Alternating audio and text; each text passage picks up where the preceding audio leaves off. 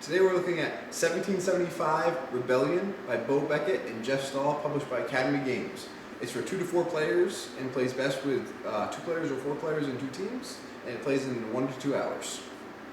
In this game, one player will be playing the British as the Loyalist Militia and the British Regulars, and 1 player or 2 players in the team will be playing the Continental Army and the Patriot Militia. How the game works is, on your turn, you'll have 3 cards in your hand. You're going to play 1 movement card and as many events as you want. Some events might be like this and add in some allied troops, like this adds some Hessians for the British to help them fight. And then you play a card. There's regular movement cards. This allows you to move 2 armies up to 3 spaces. So for example, the British player has to pick someone with a red cube because they're playing as the regulars, which is the red. But they can take yellows with them if they'd like, so they might take these 3 troops and go 1, 2 spaces to here. When they do that, there will be a battle. How battles work is you roll the dice. So in this case, you get to roll 2 red. You can never roll more than 2 red, and 1 yellow because they have 1 yellow. When you roll the dice, if you roll this face, it's a hit, and you remove 1 of the opposing troops. If you roll this face, it's a command action. Even though it's blank, it's called a command action. And you can do nothing, or you can choose to move 1 of your troops to an adjacent friendly territory. And then this face is called a flee. When you have the flee, you take 1 of your troops and put it in this flee box down here. And when the opponent does the same thing. It's important to note that the British regulars don't flee because they're very devoted troops, while all the other factions do. The game ends when both players on one side have played their truce cards, and then whoever controls the most colonies wins. You control a colony when you control at least 1 territory in the colony.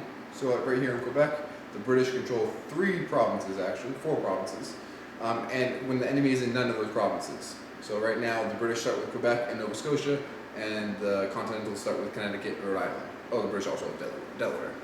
Whoever has the most colonies at the end of the game wins. Turn order is unique in this game.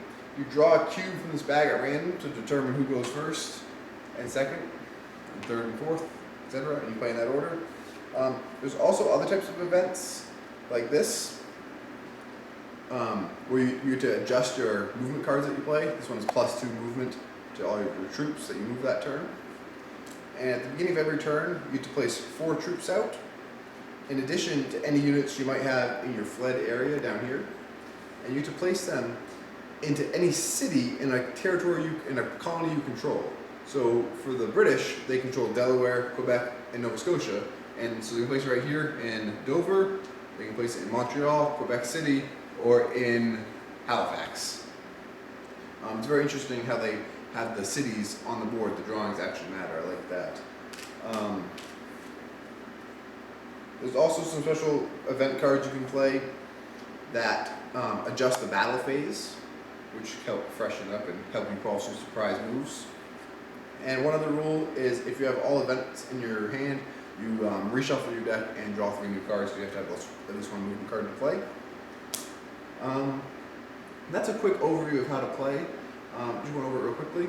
Some things I like about this game is how it's a relatively simple Revolutionary War game. Quite often with war games, they'll be very heavy and take hours and hours and have charts and stuff like that. This is a quick playing, simple game with just some dice and some simple cards. And I really like how the control of the areas work, because it's very interesting, because like New York is almost impossible to control, but Delaware is easy to control, but it can make it so people fight over Delaware the whole time. So interesting things can happen in this game.